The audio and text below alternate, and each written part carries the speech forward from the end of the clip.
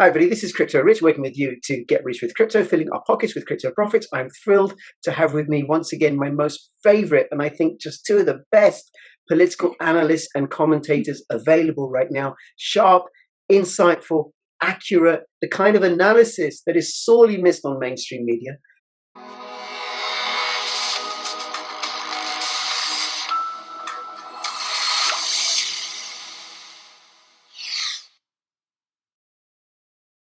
It's official. If you're using NordVPN, you're using the fastest VPN there is. It means you can secure all of your devices with robust encryption and enjoy blazing fast internet connection without the annoying buffering screen. Built on the incredibly lean architecture of WireGuard, it provides speed like no other protocol. Stay safe with the fastest VPN on the planet. Please subscribe, comment, like. If you're watching this on YouTube, come over to BitTube. You can earn cryptocurrency and reward me in cryptocurrency on BitTube. You can also find me on Bitchute, Lbry, and Odyssey, and they are also censorship-resistant platforms. Please follow me on Twitter at CryptoRichYT and join my official Telegram announcements channel. Okay, we're going to be talking about the coronavirus, the politics of that, the vaccines, the lockdown, Biden's presidency, the relationship between the US and Europe, Bitcoin, what's happening there and the impact of that. And it's all feeding into the changes that are going on in the world right now in terms of the Great Reset or not. Part of this video is only going to be on BitTube and Bitchute and Lbry and Odyssey. And that's because of YouTube censorship. We're going to be talking things about that perhaps the World Health Organization and YouTube and Google do not approve of. So if you want to hear all of this, then you should come over to BitTube or Bitchute, where you'll get the whole deal. Alexander and Tom, thank you so much for making yourself available. Anything you guys want to say just to get here? And oh, just a huge pleasure always to be on this program, Rich. And we're going to discuss many things, but I think one of the things is that we're seeing symptoms of decay appearing in many levels, both in the United States, in Europe, and all the rest. But of course, decay can be a very dangerous thing whilst it's going on. So we've got lots to talk about, and I think we will find that in these various discussions we have, there is a thread that links them. Yes. Yes, no, thank you so much. And good morning to both of you as well. Good morning for me. I know it's good afternoon for you because y'all are over in very old England. Here in North Florida, it's freezing, and I've got the space heater on because I didn't want to make a fire last night. So, and I've got goats that could drop kids any day now. So, but as always, it's a pleasure to be here as always. So, let's get started. Sure. Well, one thing, what I want to start is with the coronavirus and the vaccine and the lockdown, that whole conversation. And I want to start by just letting you know, and some of my viewers will know this, right, is I've actually gone back into child protection social work. The third lockdown reduced my wife's income.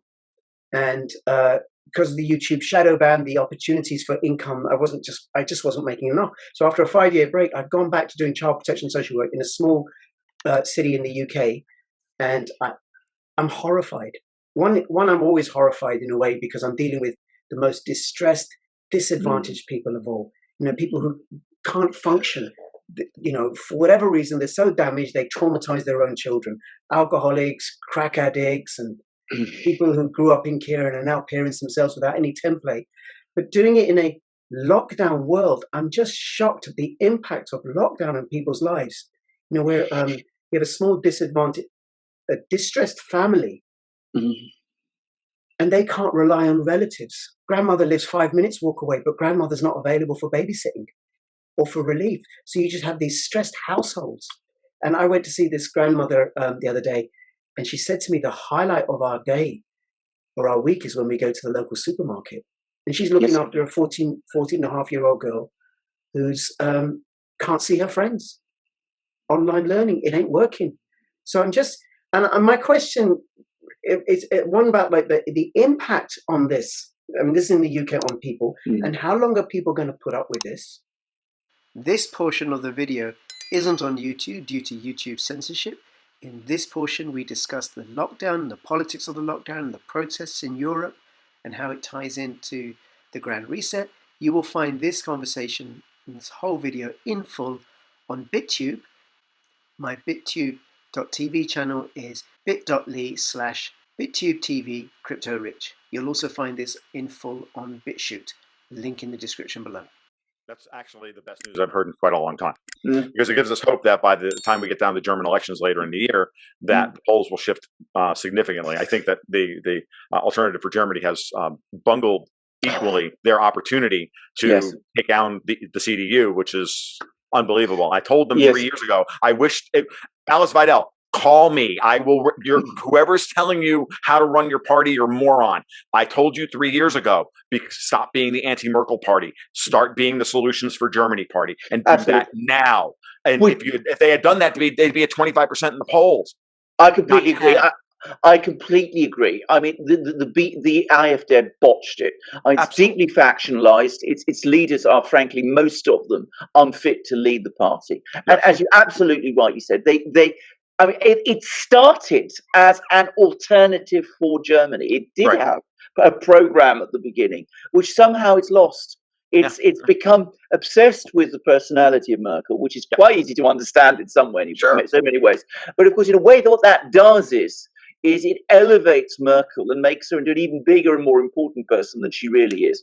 And of course, it means that Merkel can then come along and say, well, they're attacking me because I am defending Germany and European system and our democracy and liberalism and freedom. And then you have to wonder if, Exactly. I've done Libertarian Party politics here in the United States, and then you got to wonder if the people who are actually, installed at the second tier levels within IFD are actually working for the CDU and all the rest of it. Because I had to deal with GOP operatives in the LP 20 years ago, and I just finally got I can't shoot you, so I'm going to leave. That's the way this is. I'm going to leave. I'm going to give my money to Lou Rockwell. I'm going to write articles. I'm going to outcompete you in the long run. You put your finger on it, indeed. I mean, the AfD is a chaotic party, and it is profoundly infiltrated. Yes. Profoundly so, and it feels, and and we have this, and that's very normal in factional, in this kind of political situation, because they were they're the only potential opposition to German what are nominally all leftist parties: the CDU, the Greens, the Social Democrats, all the rest of it. Because Merkel, the CDU under Merkel is not a right wing party. It's not even a center right party. It's nothing. It stands for nothing, and it stands for power, and it stands for Klaus Schwab. So when you factor all this in, and Merkel in her way, this is the thing about Merkel that I find funny, and I'm working on a blog now about this. Merkel she's incompetent, but not within Europe, because in Europe she's like the best of breed, but outside of Europe she's like the worst of breed. She gets outrun by Erdogan on a regular basis. She gets outmaneuvered by everybody, but inside Europe, she's given all the cards, and she's given all the power. She's given all she's given the right landscape to be able to do whatever she wants to get done, and then sell that domestically as power within Germany. And it's very complicated. It's very subtle how they've run this program and how they've stage managed her. Absolutely. But every time she runs up against anybody who has any sense whatsoever, Trump ran rings around her, and Trump didn't even know what the hell he was doing. No, right? But his instincts were good enough that he knew that he could outmaneuver. Absolutely, and force her on the defensive.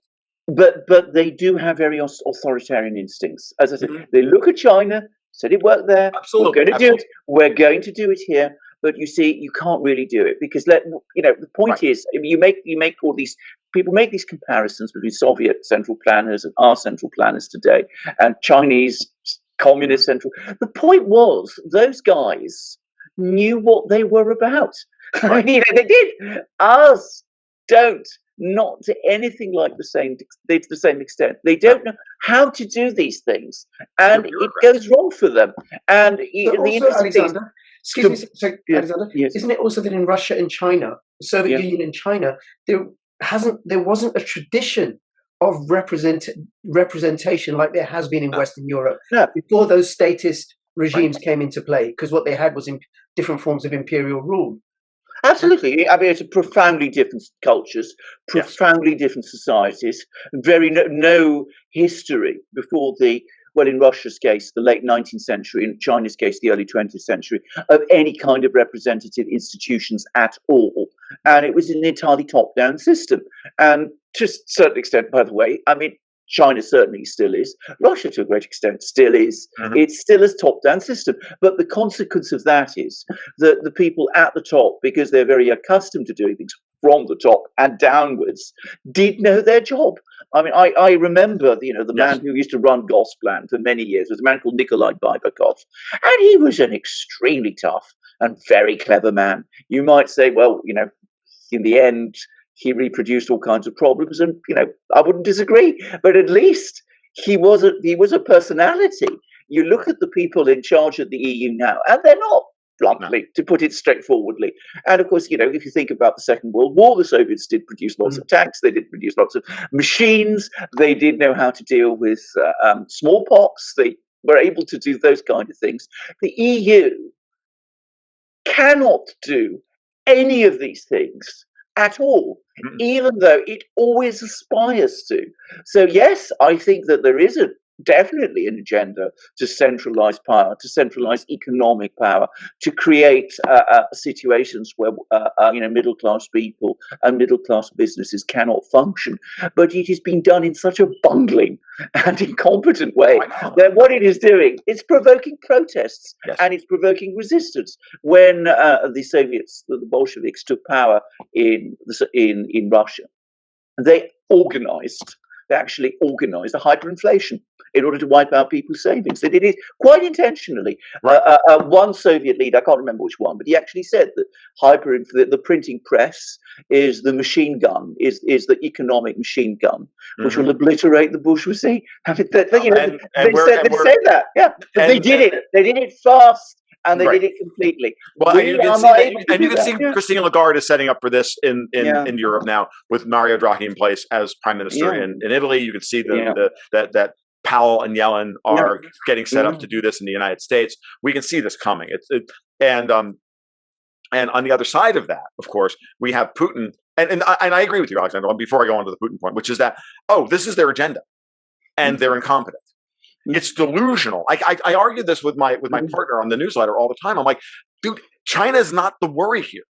No. China is very above board about what they actually want to accomplish. They're very clear about this. They have these imperial ambitions to this extent. Now, whether that morphs in 20 or 30 years into a more ambitious agenda, well, that's a different story. But as of right now, under Xi, these are their goals, and they're very clearly stated. And they're not imperial in the same way that Western Europeans think of expansionist policy. It's a very different way of looking at the world. We come from all of the Western European culture comes from an extractive imperialist mindset.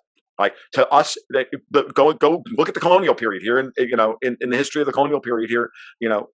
It was always about going over there, kill them, take their stuff, and bring it back to Europe. And it doesn't matter if we're talking about the Belgian Congo, we're talking about Central America, we're talking about we're talking about what is now the United States. Doesn't matter where we're talking about. That was the mindset. That mindset is so we default to projecting that onto China. We project that onto Russia. Because that's the dark part of that's our shadow. Culturally, that's our shadow. And it's also our shadow that we're trying to get rid of.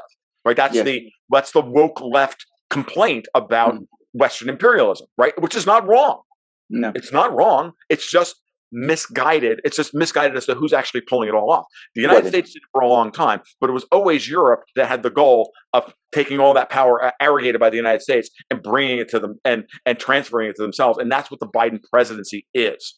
That's what Angela Merkel's job is at this moment in time. And I say all this about this agenda, that's their goal, because then they can use that very California-like to say, well, these are our rules, and our rules have to be propagated around the world the same way that California sets bad rules in the United States, and they travel eastward, right? That's their goal. That's the way Klaus Schwab and Bill Gates and Soros and the rest of those feckless assholes over at Davos think. Yes. Are they going to pull it off? Are they competent? Well, no. They're delusional. I mean, I look at this and I say, this is one of the worst plots for a movie I've seen. I mean, the Bond movies have gotten really bad. Like, Spectre was terrible. The plot in Spectre was terrible. I mean, I liked Skyfall, but Spectre was bad. This one is worse than any Bond, and the worst of the worst Bond films I've ever seen. Absolutely. And the worst part about it is that it's going to kill hundreds of millions of people. When it starts to fail, they're going to set the United States military against Russia, and they're going to start a war. Because that's their only way out of this. Yeah. That's the last bit of blackmail that they can pull on us. Is if we protest hard enough against this, our only option will be to go to war. And that's what's me to know. Like, That's what really has me. I sleep like a baby, but on nights when I don't sleep well, that's what keeps me up at night, is trying to figure out how we're going to beat these people without going to war. And we can talk about that because there's the build-up in Syria, what's happening in Syria the last few weeks or so, and especially, more worried about Ukraine. I'm more worried about Ukraine. Okay, we talk about Ukraine, but let's talk about the relationship between Germany, the US, and Russia. Sure. Because there was something that you said to me before we started. You both said to me before we started recording. But also, Alexander, if you want to come back on anything that Tom has said. I think the important thing to stress in this, because just to round off our things, at least unless others have something to say, but about this whole lockdown crisis, is the human toll, which is now becoming extremely high. And it's a direct consequence of this failed attempt, as I said, to impose these draconian things, if you like, to move this agenda, which they don't have the means to do. I mean, I have contacts in China. I don't, and my brother-in-law has a business that used to do a lot of work in China, that he can't travel there at the moment. But what I've heard is that they did their ferocious lockdown using, as I say, brutal methods, which we should not have here, and it worked, and morale has lifted because they move on, because that's their system. That's how China works. We haven't achieved that. We have instead demoralization. We have sickness. We have angry, troubled people. We have failed businesses. And we have no end, a tunnel where there is no light at the end of the tunnel. And I think that is, in fact, ultimately not a good situation, even for governments to be in. When you said this is a bad Bond movie, this is absolutely right. It's like Blofeld just doesn't even know his own mind. He's just lost control of his own scheme because he isn't competent to run Spectre properly. It's very bizarre. And he can't even run Spectre, and he wants to run the world. Exactly. Right. Exactly. And you can see that they're now starting. I think they're starting to panic a little bit. And the last thing is, watch Bill Gates very carefully, because Bill Gates is their mouthpiece, right, as to what they're trying to do. So Gates has come out multiple times now and said and pushed various parts of the agenda. The lower classes are going to have to eat synthetic meat. Big one here is this: they have shifted on the Green New Deal because the climate change narrative is failing rapidly, and they've shifted on the Green New Deal. When Biden, a month right after he came into office, said the Green New Deal is going to have to involve nuclear. That was a big shift because they never discussed nuclear. Gates came out the other day and said, yeah, these new third-generation reactors are great. So now they're putting the imprimatur on nuclear because they know they can't pull off the Green New Deal without real energy density. You can't pull it off with solar panels that get snow on them, and you can't pull it off with wind turbines that have no correlation, that produce power and no correlation to load, the actual need, right? There's no correlation between when the wind blows and when people need electricity. There's zero correlation. It's actually negative correlation when you do the math. So they have to go for nuclear. And when Biden said that, and AOC, who speaks to sell all of these things to the hardcore left, says nuclear is now okay, they're moving towards, they're going to now shift a lot of the money they were going to spend on electrical, alternative renewable energy and into more sustainable nuclear.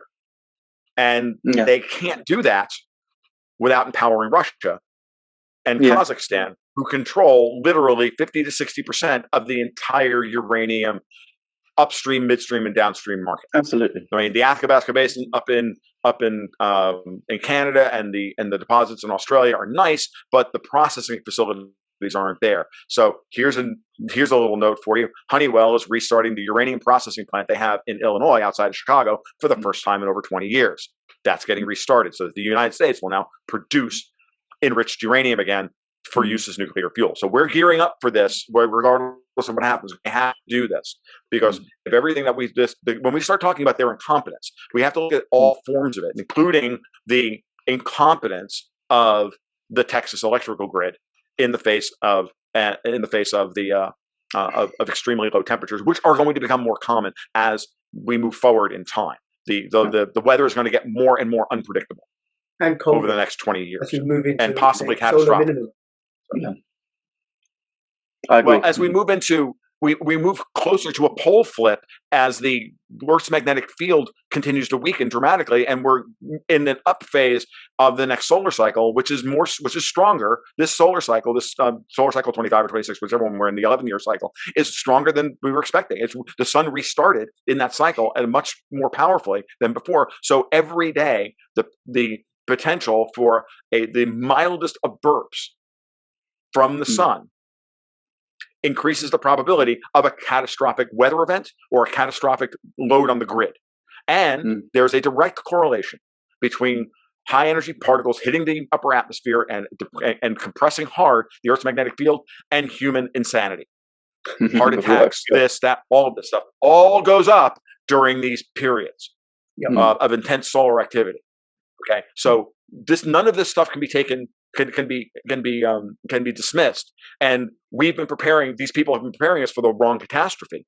In 2022, the IPCC is going to finally begin adding high energy particle data to the solar forcing data. They've only ever used just total irradiance, which never varies. The UV visible spectrum of the energy output of the sun doesn't vary over the solar cycle. What varies is the amount of high energy particles, high energy protons, electrons, and all the rest of it, and that is what actually does all the quote unquote climate damage.